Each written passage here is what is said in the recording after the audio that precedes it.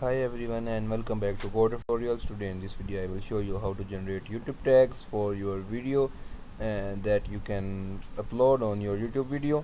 So let's get started. First of all, open your Chrome browser and go to this website named as rapidtags.io.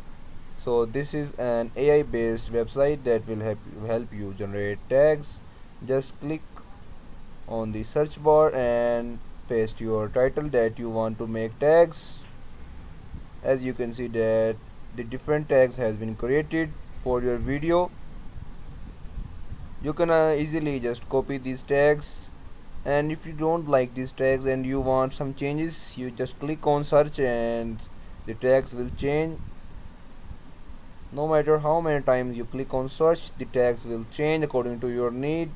So that was the quick tutorial, and don't forget to like and subscribe to our channel.